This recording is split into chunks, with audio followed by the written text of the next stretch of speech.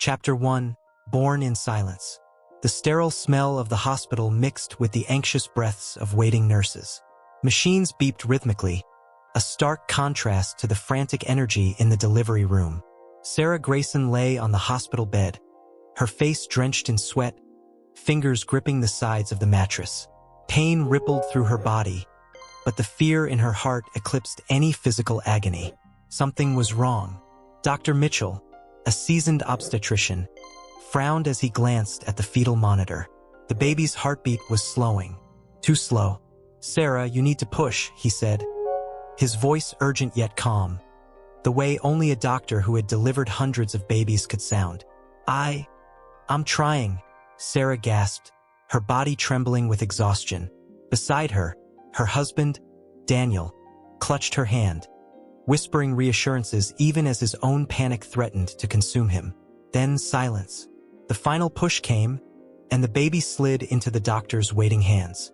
But the room, which should have been filled with the sharp, beautiful cry of a newborn, remained deathly quiet. Sarah's breath hitched.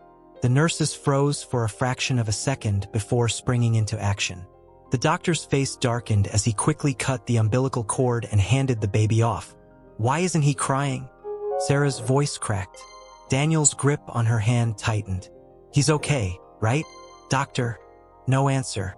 The tiny boy lay motionless on the resuscitation table, his skin a frightening shade of blue. A nurse, Lisa, immediately began CPR, her hands impossibly small against his fragile chest. Another nurse, Jake, fumbled with the oxygen mask, his hands steady despite the adrenaline rushing through his veins. Sarah could hear them speaking in hushed but urgent tones. "No heartbeat. Come on, baby. Come on." Seconds felt like hours. Sarah tried to sit up, but her body was weak, useless. "Daniel," she whispered, her entire world crashing down around her. And then, a cough, a weak, sputtering cry, barely audible at first, then growing stronger. The relief in the room was palpable. Dr. Mitchell exhaled, the tension melting from his shoulders. "He's breathing." Sarah's sobs came in waves as Daniel buried his face in her hair. "Oh, thank God. Thank God." But even as their baby took his first breaths in this world, something was undeniably wrong. The doctors worked on him for what felt like forever before finally swaddling him in a soft hospital blanket. When they placed him in Sarah's trembling arms, she immediately noticed it. His right arm hung limply at his side, unmoving. His tiny face was still eerily pale. "What's wrong with him?" Daniel asked. Dr. Mitchell hesitated before speaking. "Your son was born at just under 7 months. His body struggled through delivery. We'll need to run more tests, but right now, it looks like he has partial paralysis." Sarah's throat tightened. "Paralysis?" The doctor nodded solemnly. "His right side. We don't know yet if it's permanent." The words crushed the air from Sarah's lungs. She looked down at her son, her beautiful, fragile little boy, and felt an overwhelming mixture of love and fear. Daniel swallowed hard. "Is he going to be okay?" Dr. Mitchell hesitated again. "We'll do everything we can," but that wasn't an answer. As Sarah gazed at her son, her heart ached with a mother's deepest fear. Was love enough to save him? Chapter 2. Fighting for the first breath. The NICU was a world of its own. A sterile, cold place where tiny warriors fought battles their parents could hardly comprehend. Machines beeped in an erratic symphony, oxygen hissed through ventilators, and exhausted nurses moved like shadows between incubators, adjusting tubes, monitoring vitals, and whispering words of encouragement to parents who felt utterly powerless. Sarah and Daniel sat by their son's incubator, their hands pressed against the plastic barrier that separated them from him. The baby, whom they had named Ethan James Grayson, was so small, so fragile, wires and tubes crisscrossing his tiny body like chains holding him down. Sarah wiped away a tear before it could fall. "I don't understand," she whispered, her voice barely audible over the steady hum of machines. "He was breathing," he cried. "But now they're saying—" Daniel reached for her hand, squeezing it gently. "They're saying he's weak, that he needs time." But time was a cruel thing in the NICU. Some babies thrived. Others never got the chance. Ethan's right arm remained lifeless, his tiny fingers curled but unmoving. His right leg showed little response when the nurses performed their routine checks. The doctors were cautious with their words, but Sarah could hear the hesitation in their voices, the concern they tried to mask. They didn't believe he would recover. Dr. Mitchell arrived during the evening rounds, his expression carefully neutral. "Ethan is stable," he said, but there was no reassurance in his tone. "We've done the scans. The paralysis appears to be the result of oxygen deprivation at birth. It's affecting the right side of his body." Sarah braced herself. "Will he ever?" Dr. Mitchell sighed. "It's too early to tell. Physical therapy can help, but there's no guarantee. No guarantee." Sarah wanted to scream, to demand answers, to beg for certainty, but there was none. Daniel rubbed his face, exhaustion clear in his posture. "So what do we do? Just wait?" Dr. Mitchell nodded. "For now, yes. We monitor him, start gentle therapy as soon as possible, and hope for the best." Hope. That was all they had left. ####. 3 weeks later. Ethan was finally home, but the fight was far from over. His sisters, Olivia and Emily, had been excited to meet him, but their joy was soon tempered by the reality of his condition. Olivia, the eldest at 4 years old, tried to be gentle, whispering to him as she stroked his tiny hand. Emily, barely 2, didn't understand why her baby brother didn't respond the way other babies did. Sarah and Daniel barely slept. Every night, Ethan cried for hours, his body stiff on one side, his tiny fingers curling weakly. The specialists had warned them, muscle tightness would set in, making movement even harder if they didn't intervene soon. So they did what they could. Sarah massaged his limbs every day, whispering to him, willing him to fight. Daniel researched every treatment, every therapy, every possible miracle cure. But nothing seemed to help. One night, after another exhausting day of failed attempts to get Ethan to move his right arm, Sarah broke down. She sat on the nursery floor, Ethan cradled against her chest, silent tears streaming down her face. "I don't know what else to do," she whispered. Daniel knelt beside her, his own eyes heavy with exhaustion. "We'll find a way," he promised. "We have to." But neither of them had any idea how. And then, just when hope was starting to slip away, an unexpected solution came from the most unlikely source. A doctor, a neurologist, and her advice would change everything. Chapter 3. An unusual prescription. The waiting room of the pediatric neurology clinic smelled of antiseptic and stale coffee. The walls were painted in warm pastel tones, an attempt to make the place feel inviting. But the underlying tension in the air made it impossible to relax. Sarah sat with Ethan cradled in her arms, his tiny head resting against her chest. Daniel paced nearby, checking his watch every few minutes. Olivia and Emily were with Sarah's mother for the day, giving them time to focus entirely on Ethan's appointment. They had seen half a dozen doctors already. Each one gave the same answers: physical therapy, patience, no guarantees. But Dr. Evelyn Carter was supposed to be different.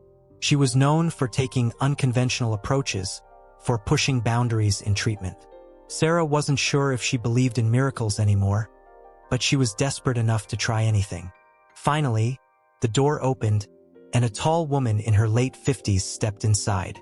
Her salt and pepper hair was pulled into a neat bun, and her sharp blue eyes studied Ethan before she even introduced herself. "Mr. and Mrs. Grayson," she said, offering a warm but firm handshake. "Yes," Daniel said. "Thank you for seeing us." Dr. Carter waved away the gratitude.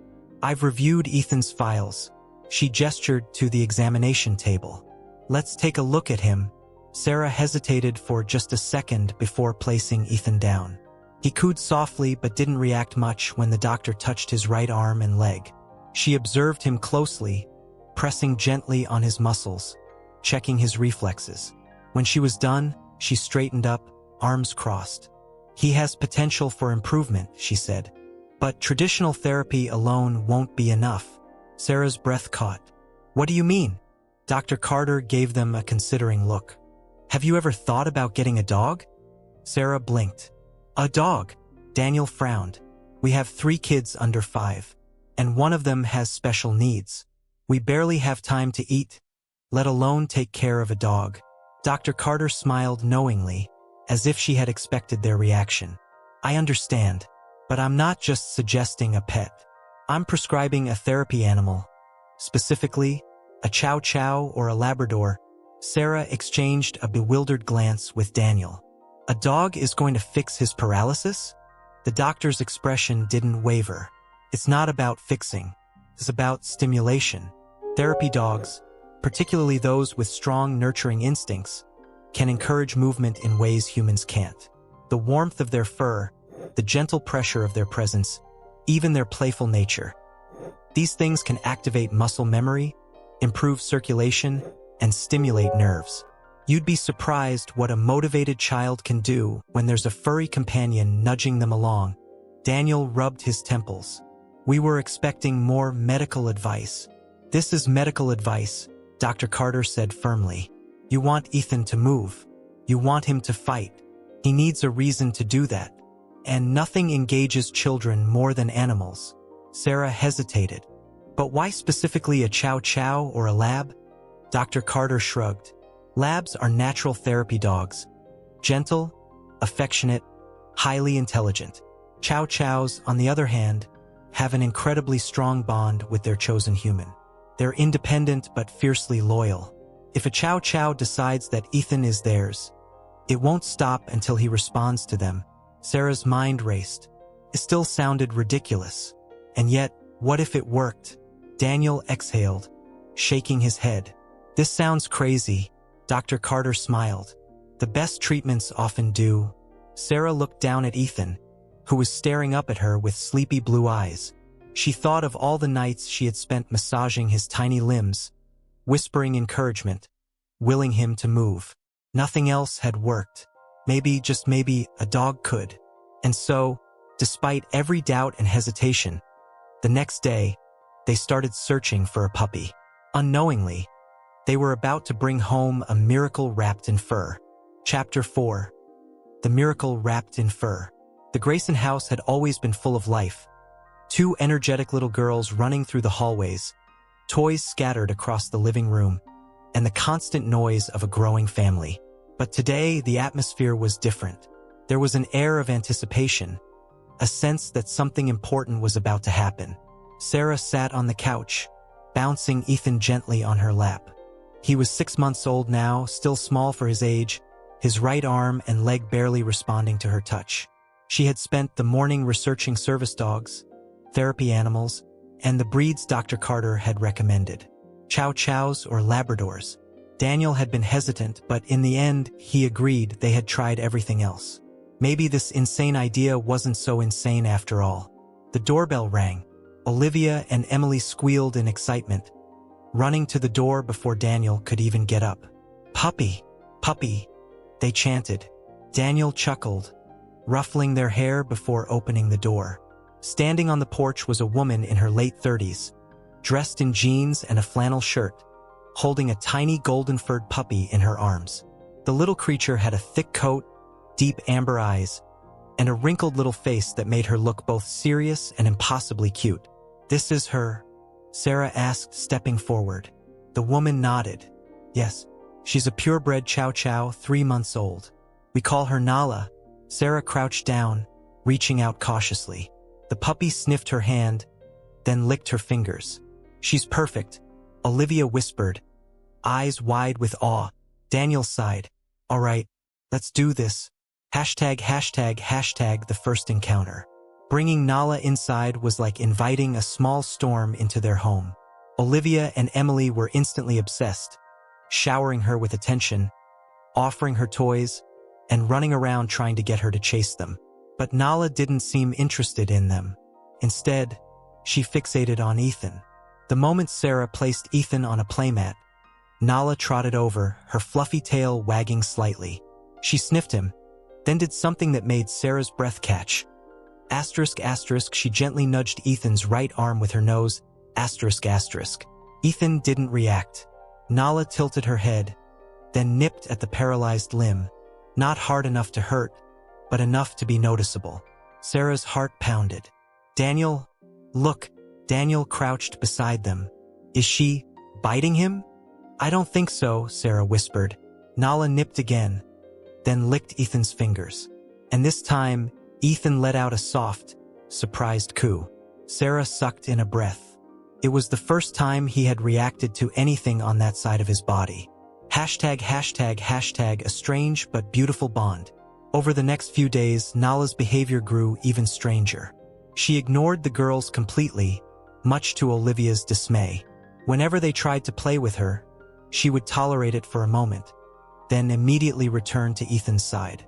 She would lie beside him during naps, her warm body pressed against his weaker side. She would lick and nibble at his right arm and leg, stimulating the muscles in ways no therapist ever could. But the most shocking thing happened one afternoon when Sarah was folding laundry. Ethan was lying on his blanket, babbling softly while Nala watched him. And then, without warning, she nudged him hard. Ethan rolled over. Sarah dropped the laundry basket. Daniel, she shrieked. Daniel came running. What happened? What?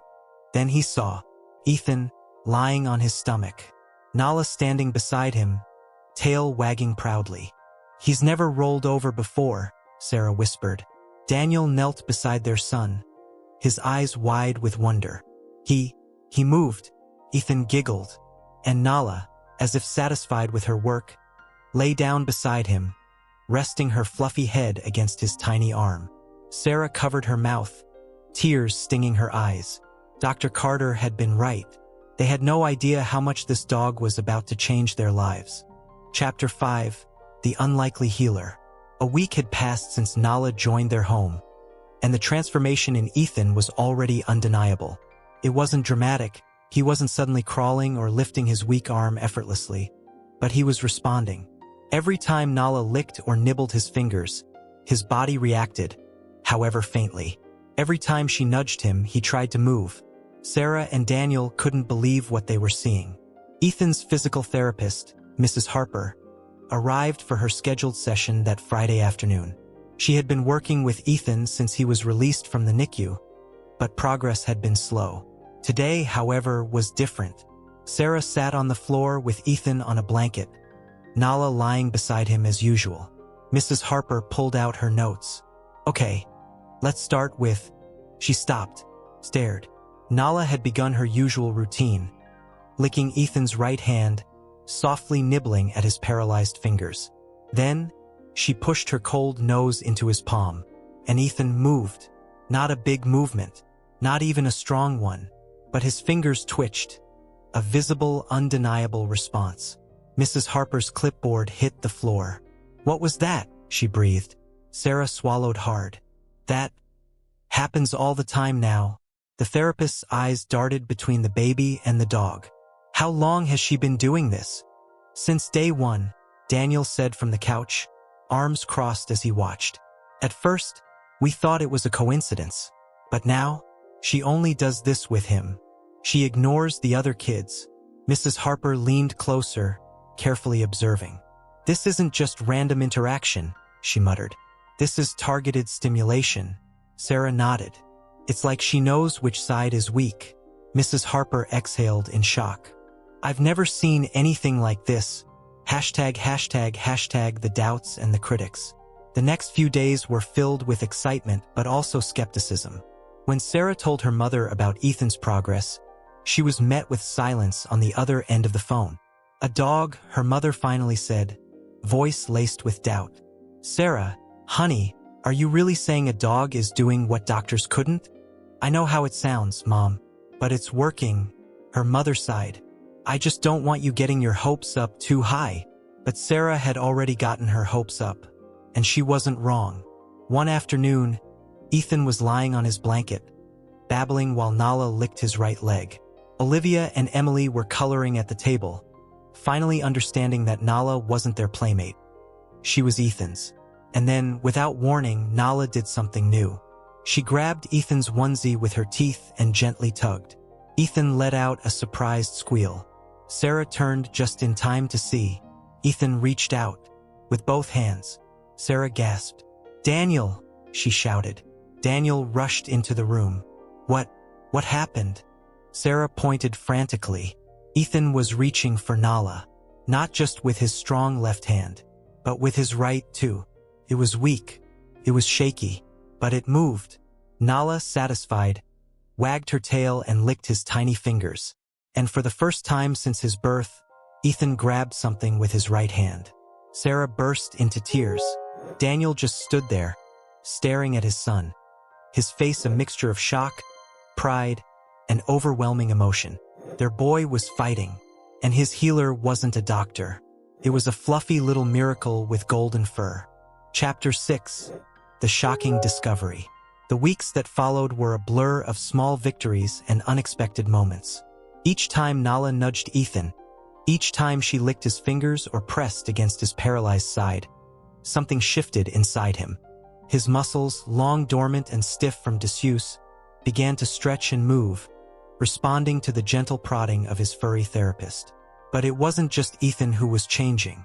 Sarah and Daniel began to realize that their lives were transforming in ways they hadn't anticipated. What had started as a last-ditch effort, a seemingly impossible idea from a doctor they barely knew, was now shaping their world in ways they could never have imagined. Ethan's progress was slow but undeniable. He had started to raise his right arm on his own during therapy sessions, though it was still weak. He was reaching for toys with both hands, even if the motion wasn't fluid yet. But one evening, as Sarah was giving him his bath, she noticed something that made her freeze.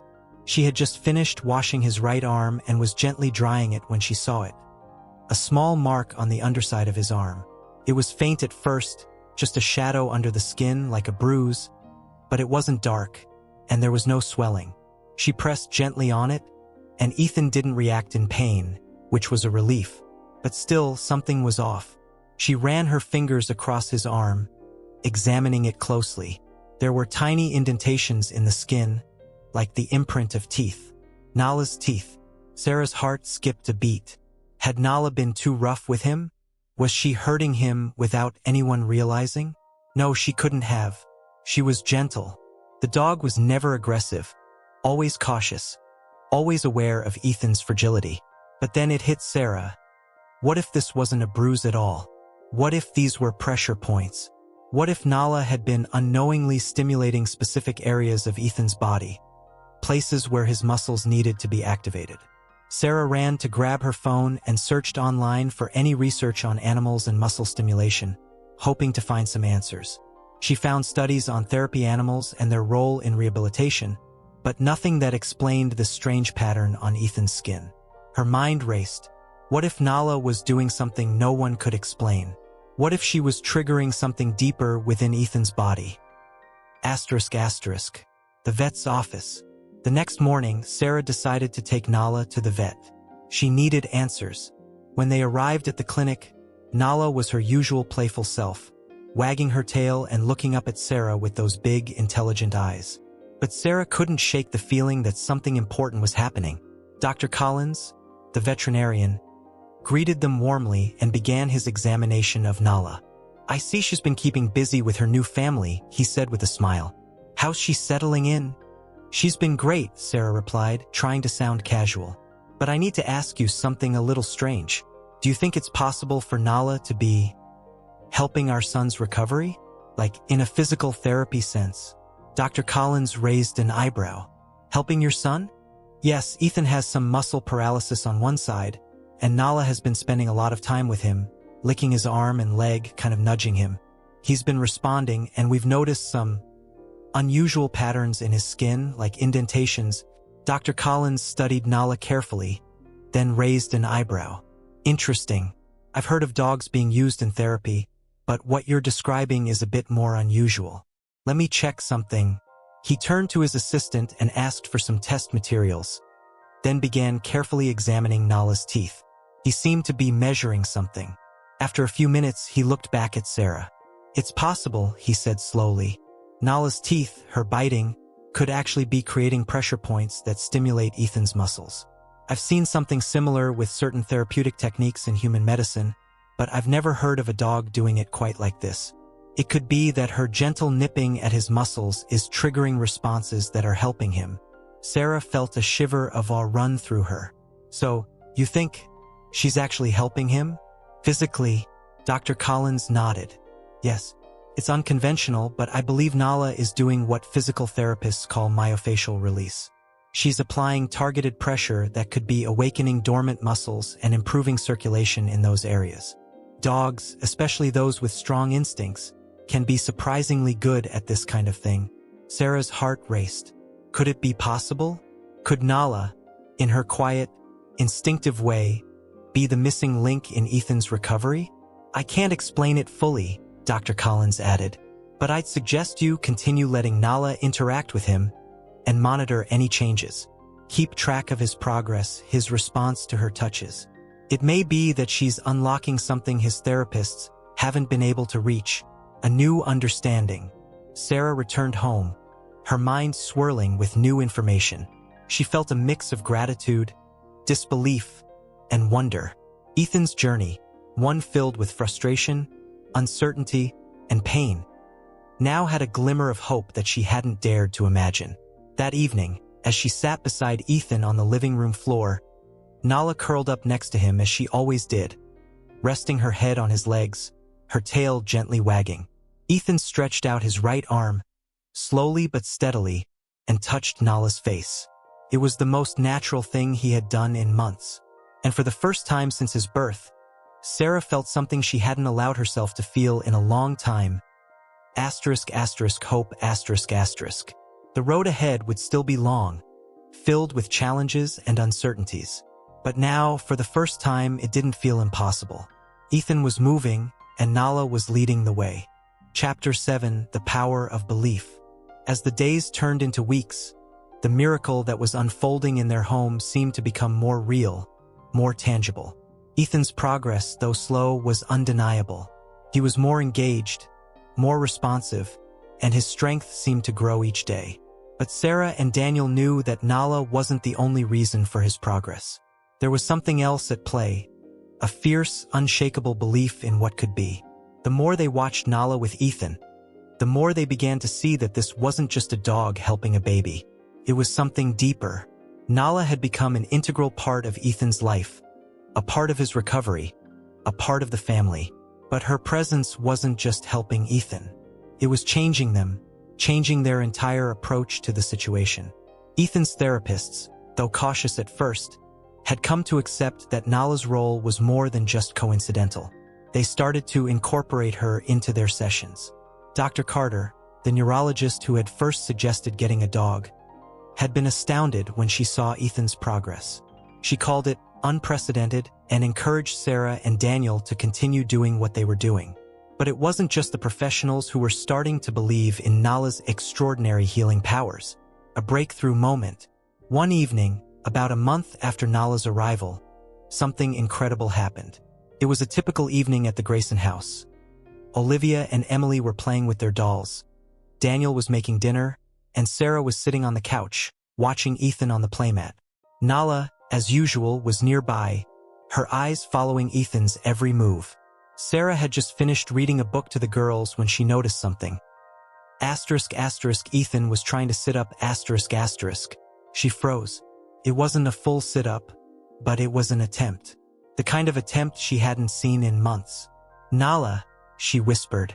The dog, who had been lounging at the edge of the rug, stood up immediately and padded over to Ethan. She nudged his arm, then licked his cheek, encouraging him. And Ethan, he sat up. It wasn't graceful. It wasn't perfect. His right side still struggled to support him, and his body wobbled as he tried to balance. But the moment he sat there, with Nala beside him, a sense of pride filled the room. Sarah could hardly believe her eyes. She called for Daniel, who rushed in. "Did you see that?" she asked breathlessly. I saw it. He sat up, didn't he?" Daniel's voice was thick with emotion. "He did. He's sitting up." Sarah was almost in tears. But it wasn't just Ethan's physical progress that had shifted something inside them. It was the belief that had started to take root in their hearts. The belief that this could work, that Ethan could do this, that they could all do this together. They had believed in the possibility, even when things seemed impossible. And now it was happening. The ripple effect. The news of Ethan's progress spread quickly.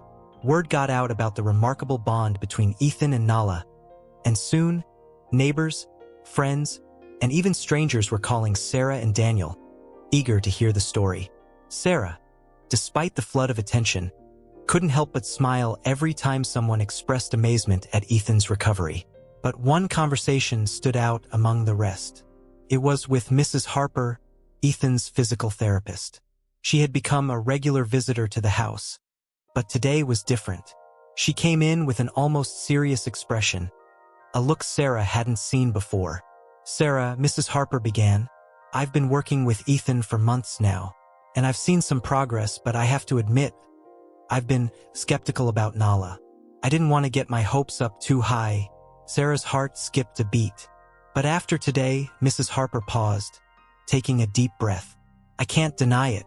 Ethan is doing things that I haven't seen him do before. He's reaching, he's sitting, he's more alert. And I can see it. He's responding to Nala." Tears welled up in Sarah's eyes as she heard the words she had been waiting for. The words that meant Nala wasn't just a dog. She was a catalyst for change.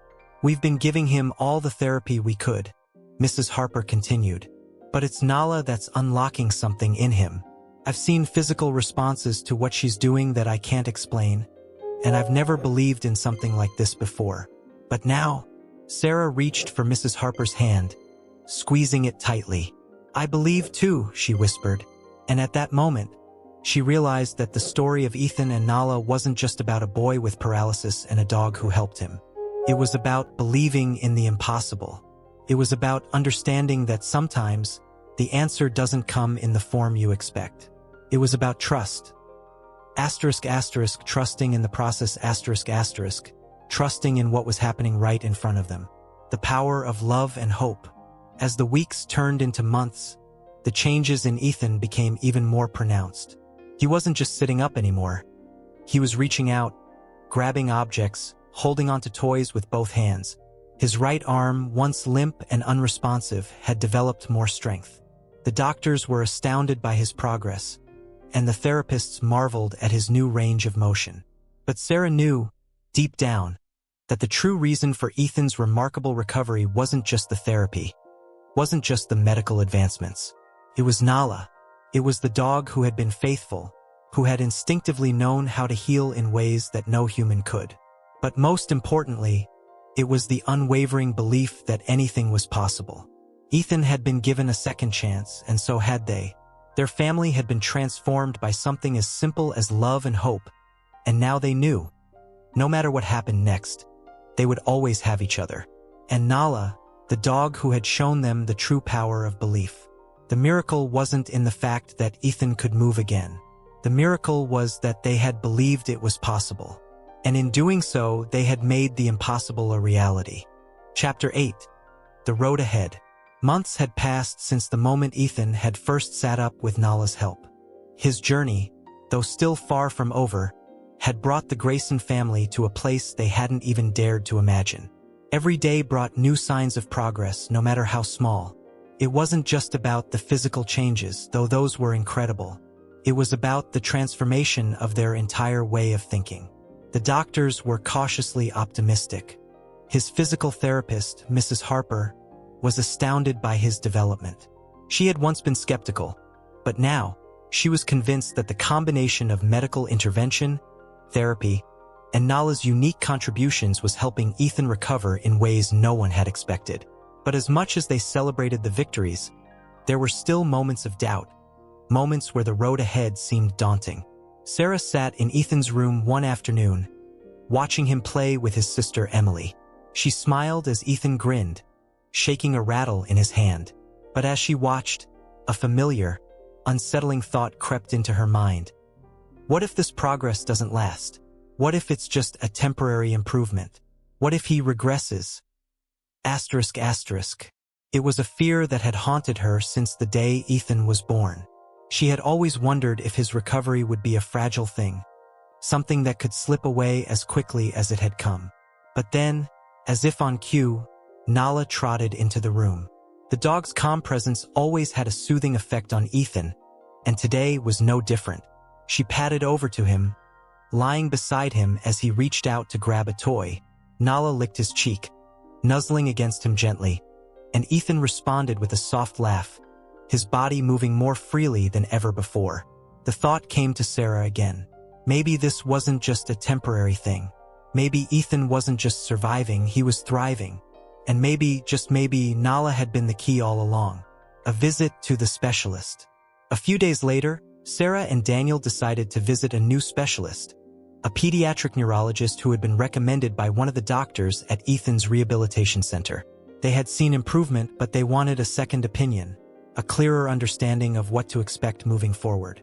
The specialist, Dr. Riley, was a middle-aged man with kind eyes and a quiet demeanor.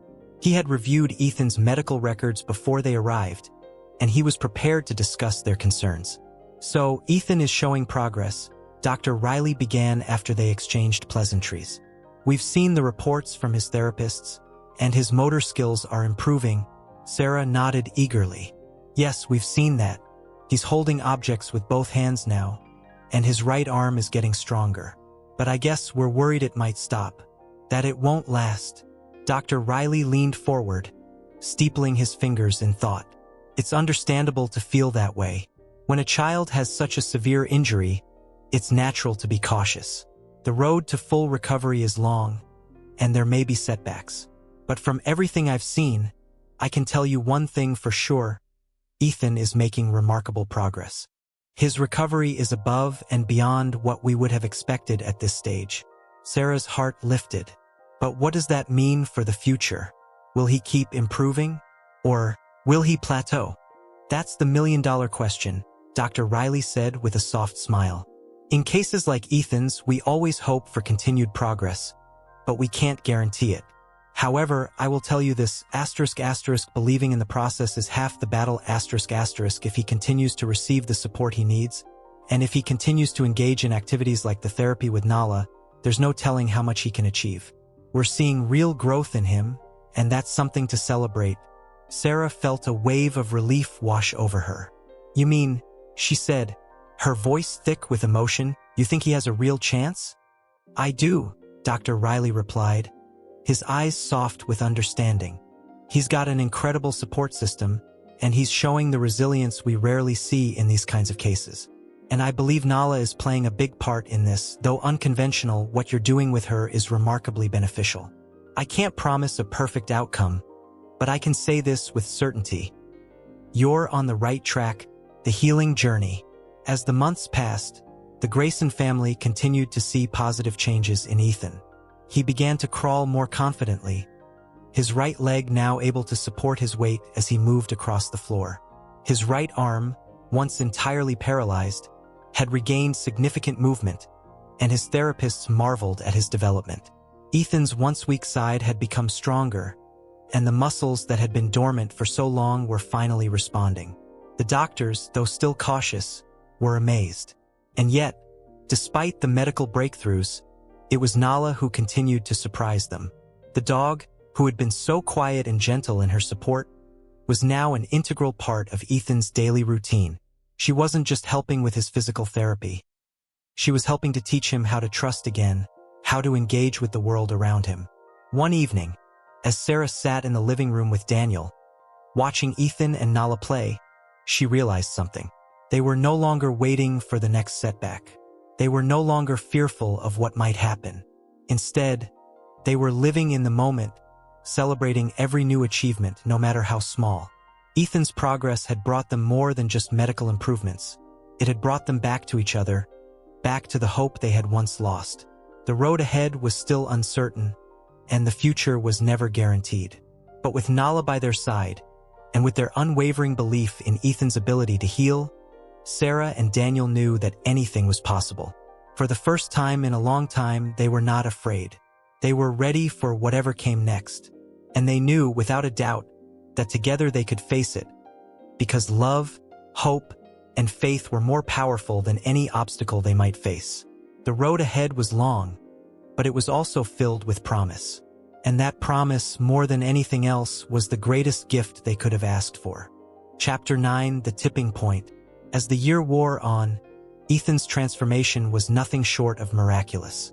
The therapists, Doctors and specialists who had once doubted the possibility of his recovery now spoke of him as a model of resilience. But there was still a gnawing fear in Sarah's heart, a fear she didn't fully understand. The thought that perhaps all of this, all the progress, could suddenly slip away had haunted her since the beginning. Despite the clear signs of progress, despite the joy in seeing Ethan walk with support and engage with the world in ways he hadn't before, there were still moments of doubt, especially in the quiet, late-night hours when Sarah lay awake, staring at the ceiling, wondering if the future would hold even more challenges.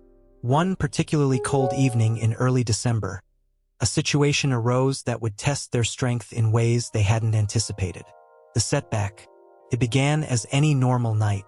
Ethan was playing on the rug, his usual smile lighting up his face as Nala lay nearby, watching over him like a guardian. The rest of the family was in the kitchen, enjoying dinner and chatting, but Sarah couldn't help but glance over at her son from time to time, still in awe of how far he had come. But then, just as Sarah was about to turn back to the conversation, a sharp cry from Ethan pierced the air. She rushed into the living room, her heart racing, to find Ethan on the floor, his body twisted in a way that made her stomach churn.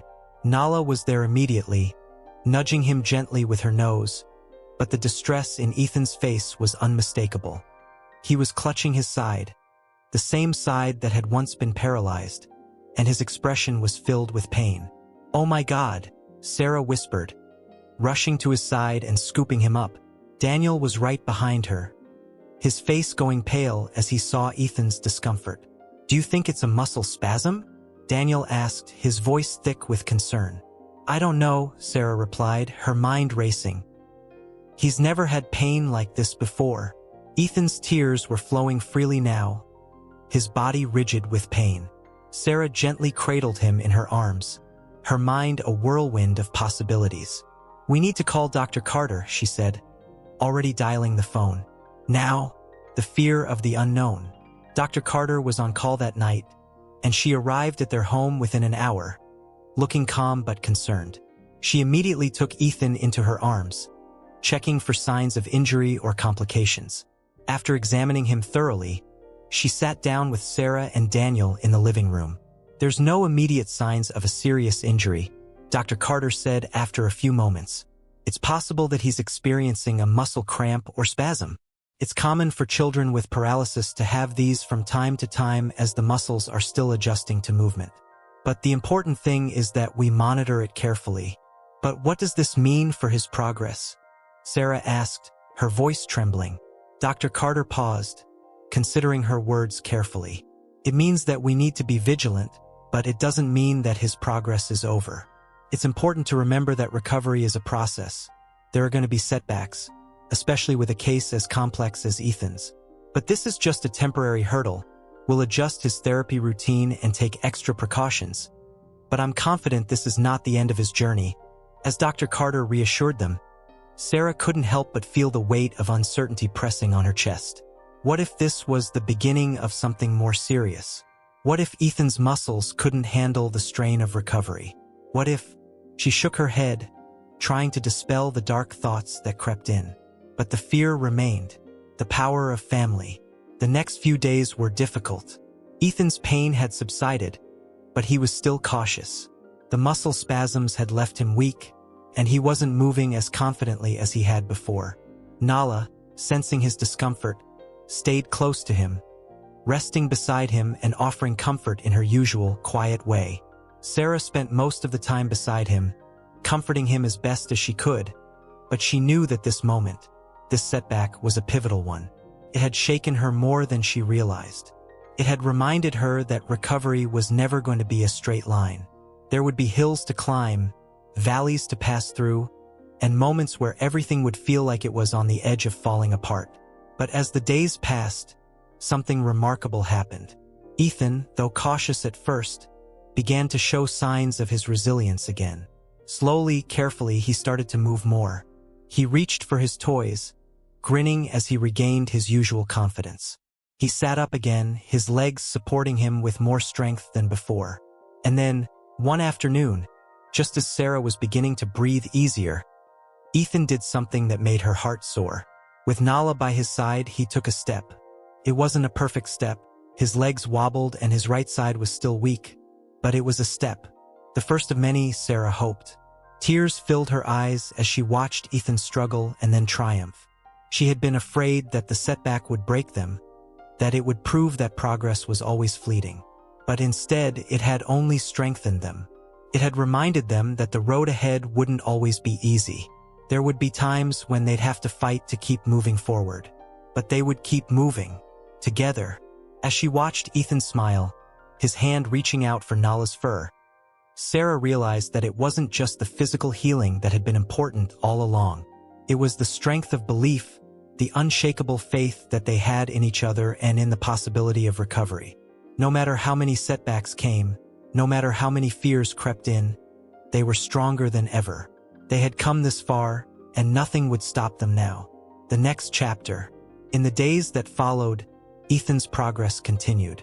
The fear that had gripped Sarah during his painful episode slowly began to fade.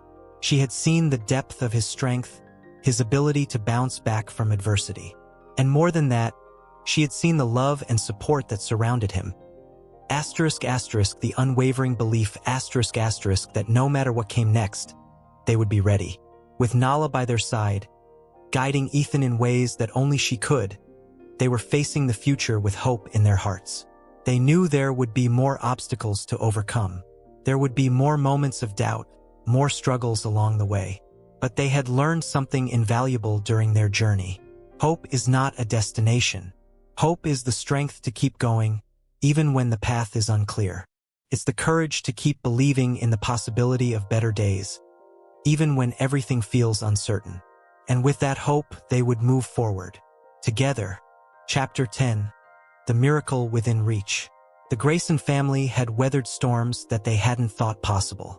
They had watched Ethan struggle, recover, and face new challenges every single day. But now, as they stood together on the threshold of his next stage of recovery, there was a renewed sense of hope in the air. It had been nearly a year since that fateful night when Ethan's pain had threatened to undo all their progress. Now, the fear and doubt that had once consumed Sarah were beginning to melt away.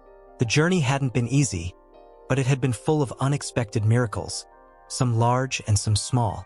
Ethan's physical strength had grown steadily, but it wasn't just his muscles that were changing. He had become more confident, more playful, more engaged with the world around him. His once paralyzed side now moved with ease, and the look of determination in his eyes was something Sarah had not seen in him before. He was no longer just surviving, he was living, and that was the most beautiful miracle of all. But there was one thing Sarah had been waiting for, one moment that would signify more than anything else that they were truly turning a corner. Ethan's first steps, unassisted. The moment of truth. The morning of that momentous day began like any other. Ethan woke up with his usual bright smile, his hair tousled from sleep. Nala, as always, was there, her eyes warm and full of affection as she greeted him with a gentle nudge. The air in the house felt light, and for once, the Graysons felt like they were settling into their new reality. A reality where anything was possible. Daniel had taken the day off work to be there for this milestone. Sarah had prepared everything for the morning, ensuring that Ethan was well-rested, fed, and ready for the therapy session with his physical therapist, Mrs. Harper. The house was filled with the usual noise of family life. Emily and Lily playing in the other room, the hum of the kitchen as breakfast was being prepared. But there was a quiet expectation in the air. The moment they had been hoping for, the moment that would prove they had done it, that Ethan had done it, was drawing near. Mrs. Harper arrived promptly, her bright energy filling the room as she waved at the children and exchanged greetings with Sarah and Daniel. But her eyes were drawn to Ethan, who had already begun to crawl toward the center of the living room, his movements more confident than they had been just weeks before. "Look at you, little man," Mrs. Harper said, her voice warm. "You've been practicing, haven't you?" Ethan grinned in response, showing off his new trick. He could now balance himself on his knees without assistance. Mrs. Harper was already kneeling beside him, placing one hand gently on his back for support. "Today's the day, huh?" she said softly, a twinkle in her eye. Sarah's heart was pounding in her chest. the familiar nervous excitement taking over. This was it. Ethan looked up at his therapist, and then at his mother. His small body trembled for a moment, but there was a look of determination in his face, one that Sarah recognized all too well. This wasn't just the child who had struggled to move. This was a child who had learned to fight, to never give up. Mrs. Harper smiled, giving him a bit of encouragement. "Take your time, Ethan. You can do it." The first steps. And then, before anyone had time to take another breath, Ethan's legs pushed up beneath him. He shifted his weight carefully, his right side still a little weaker but more responsive than ever before. Nala, sensing the change in the air, padded over and sat just a few feet away, her eyes locked on Ethan. It was as if the entire world stood still. Ethan shifted again, his right foot lifting off the ground, and then his left, his tiny body swaying as he carefully took one small step forward. Then another. And then, with a final push, he took a third step. It wasn't much, but it was enough. The house erupted into cheers. Sarah couldn't contain the tears that welled up in her eyes. She rushed to Ethan's side, lifting him up in her arms. As she whispered through her tears, "You did it, baby. You did it." Daniel was beside her in an instant, his own eyes misty. He kissed Ethan on the forehead, laughing in disbelief. "I knew you could do it, buddy." The sound of Emily and Lily's laughter filled the room as they ran over to congratulate their little brother. The moment felt suspended in time, like they were living in a dream. Ethan, smiling from ear to ear, was the center of it all. But it wasn't just the steps that had made this moment so monumental. It was everything that had led them here. The countless hours of therapy, the setbacks, the doubts, and most importantly, the love and support they had given each other. A new beginning. The days that followed were a blur of excitement. Ethan's progress was consistent, his confidence growing with each new step he took. The family celebrated every small victory, from him taking a few more steps unaided, to the way he would sit up on his own, reaching for his toys with increasing independence. But there was something more to this than physical milestones. The emotional transformation in Ethan was just as significant. He was no longer a child simply trying to heal. He was a child discovering the joy of movement, of interaction, of life itself. Nala, ever the devoted companion, remained by Ethan's side, as steady and constant as ever. She had become not just a helper, but a true partner in his recovery. Sarah had always known that the dog was special, but now, she saw the depth of their bond in a way she never could have imagined. Nala wasn't just a therapy animal. She was a symbol of their journey, a reminder that healing wasn't just about the body, but about the heart and the soul. And as the Grayson family stood together, watching Ethan take his first steps into the future, they knew that this was just the beginning of an incredible new chapter in their lives. The road ahead would undoubtedly continue to have its challenges, but they were no longer afraid.